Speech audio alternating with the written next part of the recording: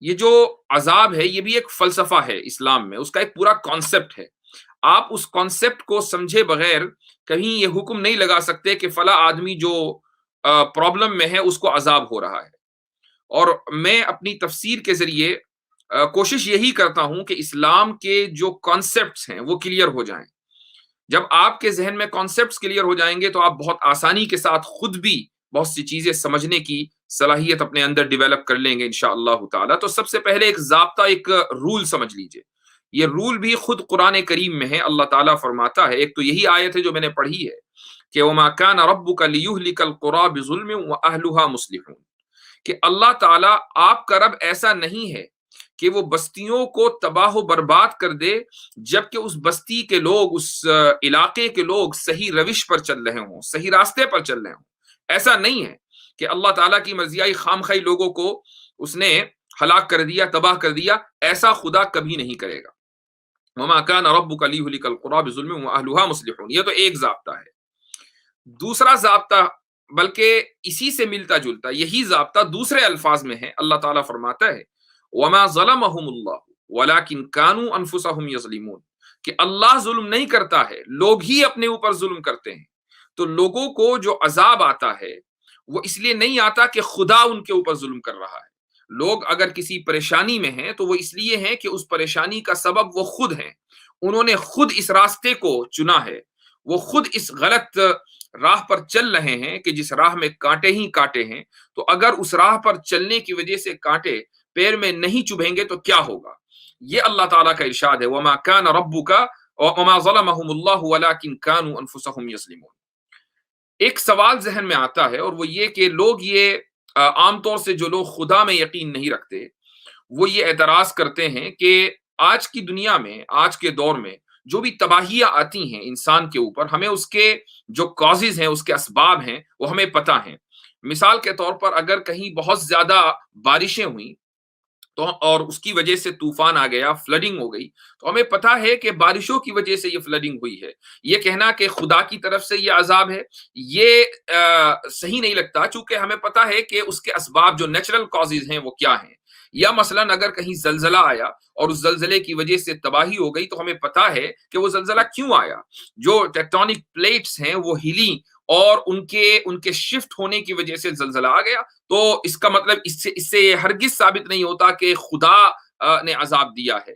یا مثلا آج کے دور میں کوئی یہ کہنے لگے کہ ایک دوسرے سے جو وائرس لگ رہا ہے وہ اس لیے نہیں لگ رہا ہے کہ ایک آدمی کے گناہ بڑھ گئے، بلکہ اس لیے لگ رہا ہے کہ آپ جو احتیاطی تدابیر ہیں وہ اختیار نہیں کر رہے ہیں۔ کوئی آدمی اعتراض کر سکتا ہے، تو اس کا جواب کیا ہے؟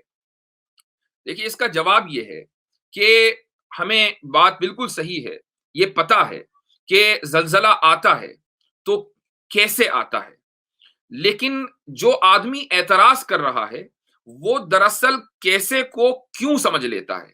ہمیں یہ تو پتا ہے کہ زلزلے کیسے آتے ہیں، ہمیں یہ پتا ہے کہ طوفان کیسے آتے ہیں، ہمیں یہ پتا ہے کہ وائرس ایک دوسرے سے کیسے منتقل ہوتے ہیں، لیکن ہمیں یہ نہیں پتا، سائنس یہ کبھی نہیں بتا سکتی کہ ایسا کیوں ہوتا ہے۔ کیسے اور کیوں میں بڑا فرق ہے۔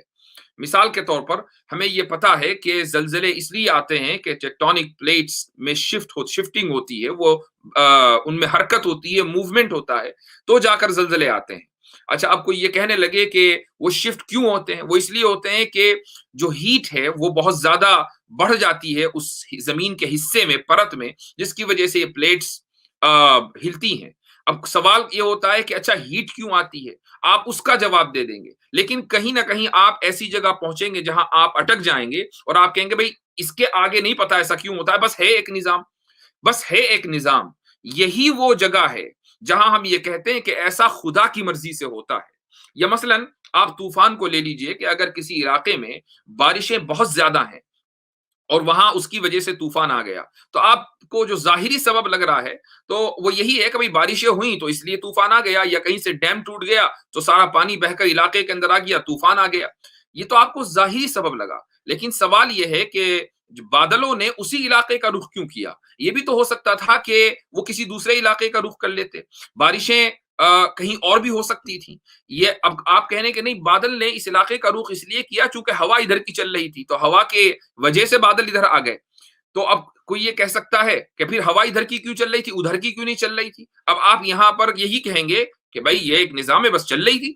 تو لیکن اس کا حقیقی جواب یہ ہے کہ اللہ تعالیٰ کی مرضی ہے کہ اس نے ہواؤں کو ادھر اس طرح کا رخ ادھر کر دیا، جس کی وجہ سے بادلوں کا رخ ادھر ہو گیا، جس کی وجہ سے بارشیں وہاں برس گئیں، جس کی وجہ سے طوفان وہاں آ گیا. تو ہمیں کیسے کا جواب معلوم ہے، لیکن ہمیں کیوں کا جواب معلوم نہیں ہے سائنس کی وجہ سے. یا اسی طریقے سے آج اگر کوئی یہ کہے کہ بھائی ایک دوسرے سے ہم چونکہ احتیاطی تدابیر نہیں کرتے ہیں تو ایک دوسرے سے وائرس منتقل ہو جاتا ہے، یہ بات بالکل ٹھیک ہے، لیکن ہر ایک کو نہیں ہوتا. آپ خود دیکھتے ہیں کہ اس دنیا کے اندر کتنے ہی لوگ ہیں کہ جو جانے انجانے میں ایسے لوگوں کے رابطے میں آئے ہوں گے کہ جو کرونا انفیکٹڈ ہیں، لیکن ان کو وائرس نہیں ہوا جبکہ دوسرے کو ہو گیا. بہت سے لوگ گھر پہ بیٹھے رہے، ان کو ہو گیا. جو تھوڑے یعنی جو ایک آدھ مرتبہ نکلے ان کو ہو گیا، اور جو مستقل باہر پھر رہے ہیں ان کو نہیں ہو رہا ہے. تو یہ خود ہمیں یہ تو پتا ہے کہ کیسے ہوتا ہے، لیکن یہ نہیں پتا کہ کیوں ہوتا ہے.